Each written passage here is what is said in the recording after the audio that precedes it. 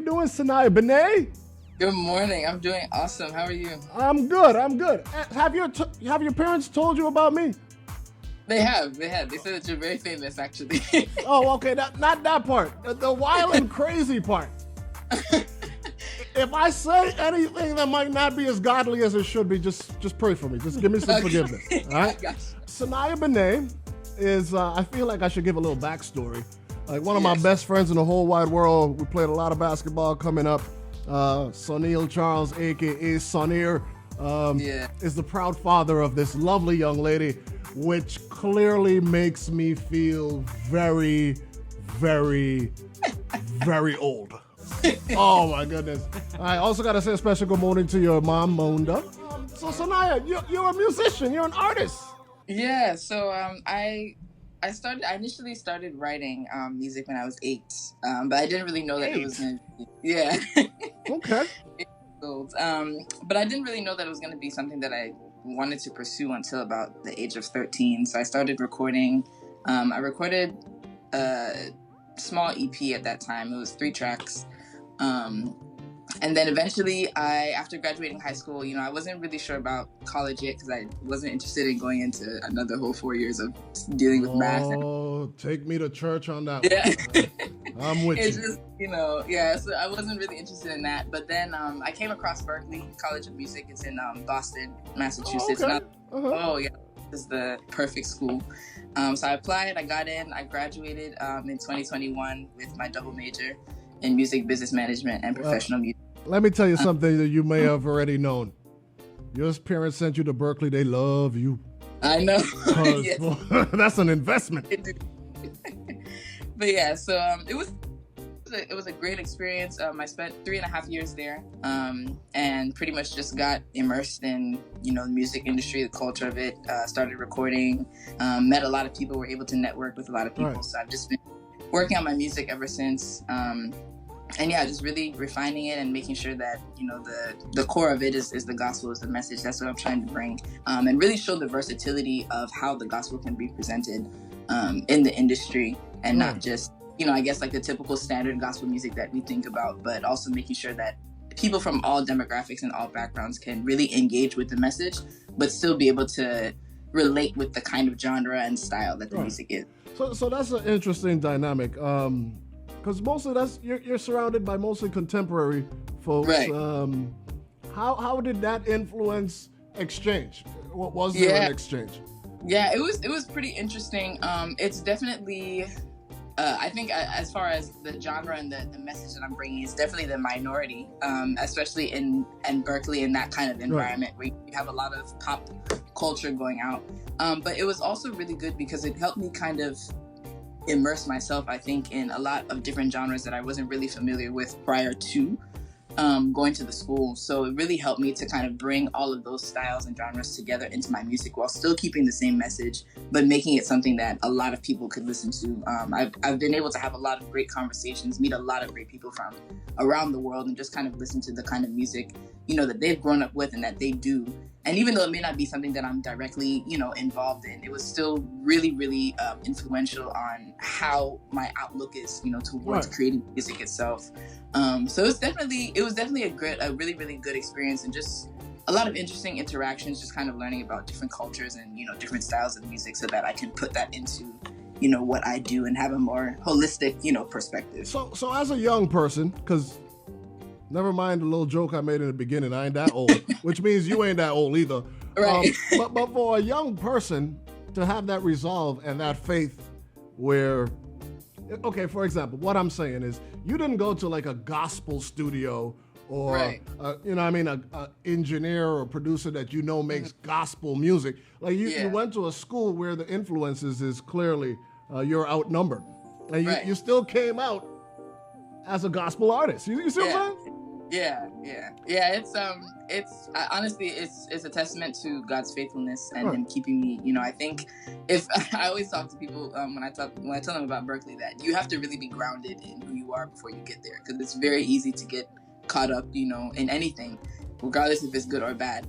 So I really attest that to, just God keeping me and making sure that I had that solid foundation even before getting to the school. but also just his faithfulness in really connecting me with people at the school. The first people I met at Berkeley were Christian, were people that were in the gospel world.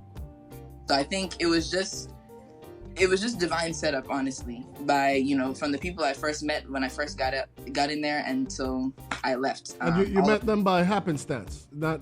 Yeah, so some of them I connected with a few people prior to actually entering in my first year, and then met a few people along the way, getting introduced to different people, and being in different, random recording sessions, and just meeting different people along the way. So, it was definitely a God thing, for sure. So you engineer, you produce, you make music, you play an instrument, you're just a vocalist? No, I dabble in piano and guitar.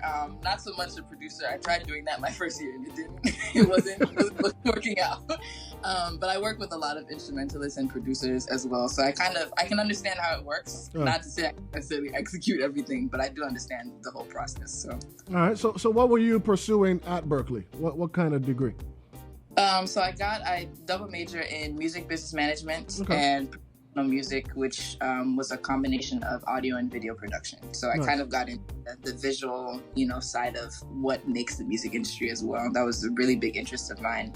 And then I'm a businesswoman. I love owning things. I love. Whoa, hey, okay, all right, businesswoman. Okay. Yeah, so I wanted to get into that and really be an artist that was knowledgeable about what I was getting into, and not just, get into the industry and not really know what I was doing. So I wanted to understand kind of the back end of how they. All right. So how proud are your parents, whose last names are not Benee, of Sonayah Benee, the artist?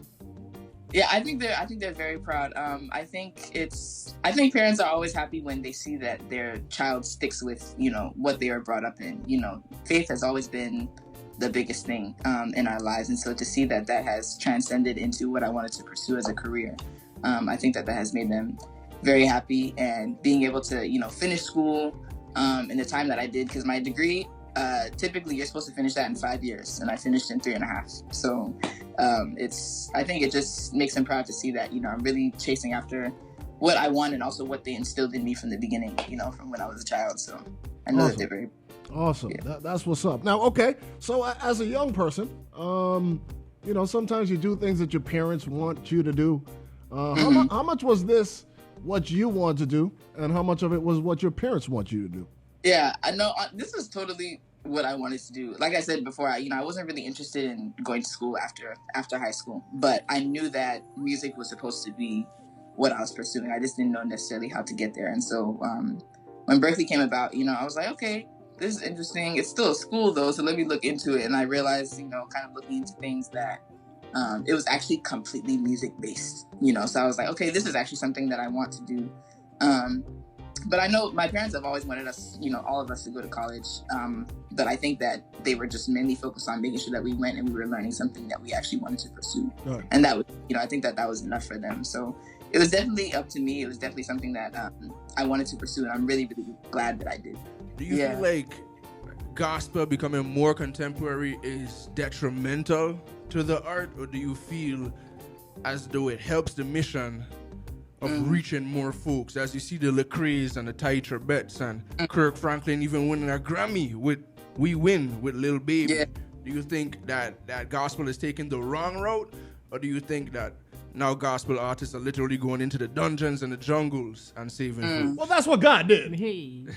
Well, okay, yeah, I'm gonna let you answer that. But first, hold on, because earlier today, I called him Low Life Cool J. That was a great question, man. All right, go ahead. What you got? No, that is a great question. I don't think it's necessarily taking the wrong route. I don't think it really matters the style, as long as the message is consistent with what the message of the gospel is. I think that's the only thing. You can be as contemporary as you want, because at the end of the day, God has created us all to be very unique in our own way and deliver the same message in our own way to people that we can appeal to. Everyone's not going to listen to the two-step, music and vibe all the time. Some people need the hip hop, some people need contemporary, some people need pop. So it's just dependent on, making sure that the message at the core is that Jesus came, he died, he resurrected, and he rose again so that we could be saved. That's the core of the message. As long as that's the center and the focus, it doesn't really matter the style. I think it helps to break barriers, you know, that there are a bunch of different styles that gospel can be presented in, and reach a lot of different people on a lot of different levels. So. Well, clearly you had some media training over there at Berkeley, because that was a good one. I think you could be like a fashion stylist too, like you. You know, maybe we'll see what happens. All right, there you go. I'm assuming that you did the placement, handling the business side of things as well. I did. Did you put together your own video and stuff? Yeah, so I worked with another friend of mine for the graphics and everything like that. I'm working on another video that's coming out soon. I also have some new music as well that'll be dropping soon in line with Shadow as well. All right, so this is going to be another EP. You had a 3-song EP before, or is this going to be an album? So this will actually be an album. I have a few more singles that'll be coming out before then, but I'm actually working on an album that'll be coming out early winter, so that's around January-ish. So be on the lookout for that. It's gonna be good. Now, your music, any island based? Because you're from island people, but you ain't so much an island girl. So is there any island influence in the music? Yeah, it has a little bit in there. Shadow's definitely island based. It has a lot of reggae in there. Right. Very, very good. Just fun bop to listen to. And I have some more things coming out with some more Caribbean influences as well. Really just trying to get all of my, experiences and heritage and culture kind of intertwined with all the music. So you'll definitely be hearing more. As far as gospel artists, do you have any gospel artists that have inspired your music, or just you in general? Yeah, definitely. Molly, Daniel Bassi, Junsi Oyekan, Tommy's music as well. So I definitely have a lot. Victoria Renze, all of them are amazing gospel artists that have really stayed true to the message and really have created not just songs, but sounds, sounds that they transcend generations and transcend people being able to really experience God in a new way. So yeah, those are a few of my top favorites, I think. Spell out your name so we can find you without trouble. Yes, so it's SONAYAHBENEE. Sonayah Benee. All right, well, definitely, man. Thank you so much for spending some time. Here it is. It's called Shadow. Hide in your secret place. Yep, there's an app for that. It's called Vivid Streaming, and you can download it in the app and Google Play Store.